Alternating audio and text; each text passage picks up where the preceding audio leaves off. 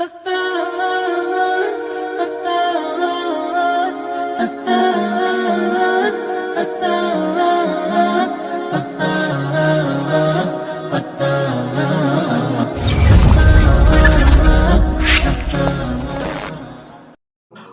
وہابی علماء نے نجی محفلوں میں کہا ہے کہ ہم بتاتے ہوئے ڈرتے ہیں اپنی پبلک کو، حقیقت یہ ہے کہ بخاری مسلم بھی آخری وقت میں شیعہ ہو گئے تھے.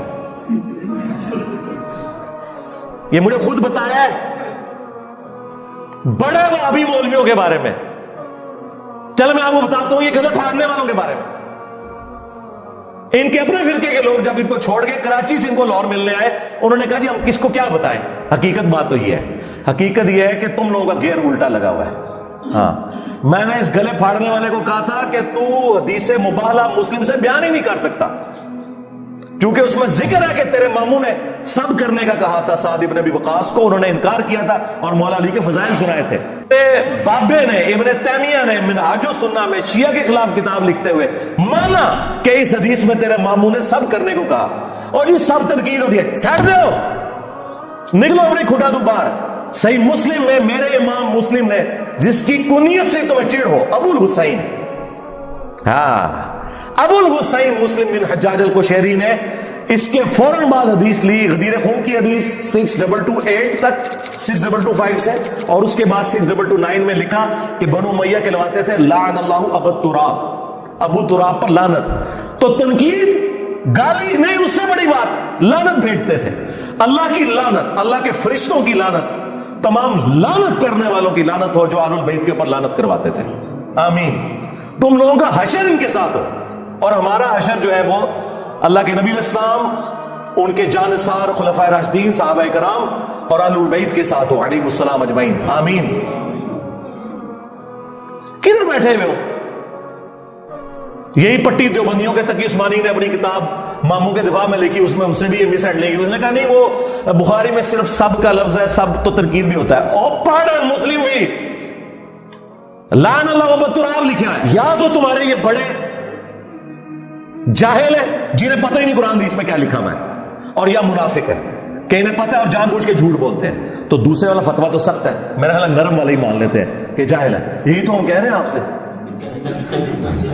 اسی لیے تو ہم کہتے ہیں کہ نہ میں وہابی نہ میں بابی، میں ہوں مسلم علمی کتابی. مرنے سے پہلے اے مسلمان کر لے اس پہ غور، کتابوں کا خدا اور ہے، بابوں کا خدا اور.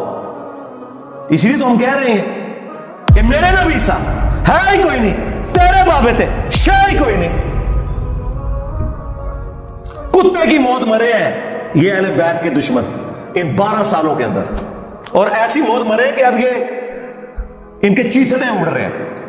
تو اب اس کی تو کوئی ریمیڈی نہیں ہے. اس کی ریمیڈی میں نے شروع دن میں ہی کہا تھا کہ جب تک یہ قرآن بخاری مسلم کا انکار نہیں کریں گے نا، یہ اس مصیبت سے جان نہیں چھڑا سکتے. اور ہم یہی چاہتے ہیں کہ انکار کریں تاکہ کوئی 4 بندے کو ساتھ رہ گئے ان کو بھی پتہ چل جائے کہ یہ اصل میں منکرین حدیث ہے. ناصبیت اور انکار حدیث یہ ایسے ہے.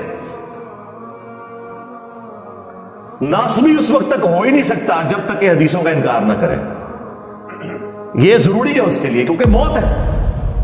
دیکھیں یہ ہمیں کہتے ہیں آپ ان ٹاپکس کو ڈسکس نہ کریں. ہم کیوں نہ ڈسکس کریں کہ جن ٹاپکس کو ہمارے نبی الاسلام نے ڈسکس کیا اور غیبی خبر کے طور پر ڈسکس کیا. اور غدیر خم کی 4 حدیثیں مسلم شریف کے اندر ہیں جس میں آپ نے فرمایا قرآن اور اہل بیت چھوڑ کے جانا، اور اہل بیت کے معاملے میں تمہیں اللہ کا خوف دلاتا ہوں، میرے بعد ان کے ساتھ اس نے سلوک کرنا. اور اس سے بڑھ کر مسلم شریف میں پھر حضرت علی کے لیے بالخصوص آیا کہ علی سے محبت نہیں رکھے گا مگر مومن، علی سے بغض نہیں رکھے گا مگر منافق. محبت علی از دا لٹمس ٹیسٹ آف ایمان. اب یہ کیسے ہو سکتا ہے کہ سیدنا علی کی محبت اور حضرت علی کے دشمنوں کی محبت ایک جگہ جمع ہو جائے؟ ایک تو ہے کہ کسی نے دشمنی کی کوئی دنیا کی محبت میں مغلوب ہو کے، لیکن ایک شخص اس لیول کی دشمنی کر رہا ہے کہ وہ حدیثوں کے ہوتے ہوئے اڑا ہوا ہے اپنے سارے معاملات کے اندر. تو اب ہم کیا کریں؟ ہم نبی الاسلام کی بات مانیں یا ان لوگوں کی بات مانیں؟ آپ ان پرنسپل دیکھیں، کیا آپ نے اپنے نبی کی باتیں صرف رفع الیدین تک ماننی ہے، باقی کوئی بات نہیں ماننی ہے؟ اور پھر جو گالیاں مجھے دینی ہے وہ امام بخاری امام مسلم کو دو نا. یہ تو امام بخاری امام مسلم نے حدیث لکھی ہے نا. اور اگر یہ گمراہ تھے تو مجھے اپنی گمراہی پہ فخر ہے. پر تیرا کیا بنے گا کالیا؟ کل تک تو تو نے عزتیں ویل کی تھی کہ ہم قرآن اور بخاری مسلم کے ماننے والے ہیں، اب تو منہ چھپاتا پھر رہا ہے، تیرا کیا بنے گا کالیا؟ تو منکر ہو گیا بخاری مسلم کا۔ اس لیے تو جناب یہ لوگ پریشان ہیں بہت زیادہ، کیونکہ یہ ٹھک گئے۔ الحمدللہ۔